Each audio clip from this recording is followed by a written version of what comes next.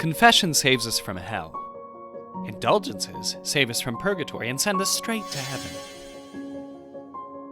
St. Francis knew this well, and thus announced the indulgence obtained from the Pope for those who visit the Portiuncula, the famous pardon of Assisi. My brothers, I want to send you all to heaven. But what are indulgences? Indulgences are the remission before God of the temporal punishment due to sin, the compendium of the Catechism of the Catholic Church. In confession, God forgives our guilt, but temporal punishment remains to be expiated due to our sins. That involves a path of reparation and purification for which almost everyone is finished in purgatory. Indulgences cancel out temporal punishments and make us pure for our encounter with God. But they're not the sweep of an eraser. In order to receive them, we must be an active part of the process of conversion. For this reason, the Church requires us to follow 3 conditions: to go to sacramental confession, receive communion, and to pray for the Pope's intentions. Indulgences can be acquired for oneself or for the deceased. It's the communion of saints. As the Church, we are one body, and so the penance of some can complete that of others. However, we cannot apply an indulgence to another living person. At the dawn of Christianity, those who went to confession received a penance and only were absolved when they had completed it.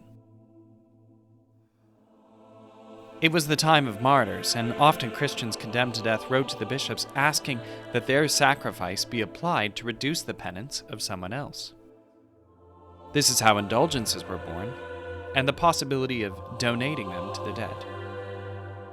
On some days, in fact, they can only be obtained for the deceased.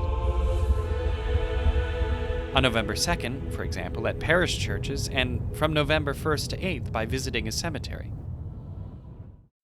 Indulgences can be plenary or partial.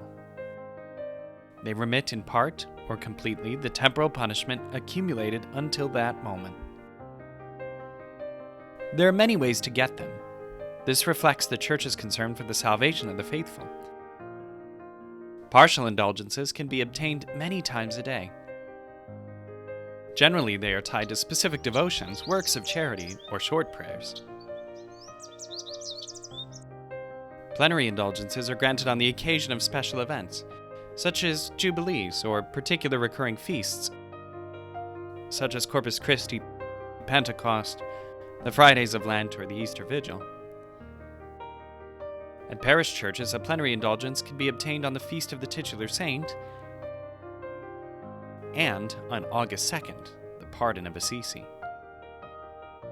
Every day we can obtain one through Eucharistic adoration, for at least half an hour, by praying the Way of the Cross, or praying the Rosary at a church. A partial indulgence is granted to whoever uses a blessed object, such as a cross, a scapular, or a medal. John the 23rd, in addition, established that a daily plenary indulgence be granted for those who carry out their own duties, in family life or in work, and bear the crosses of each day for the love of Jesus.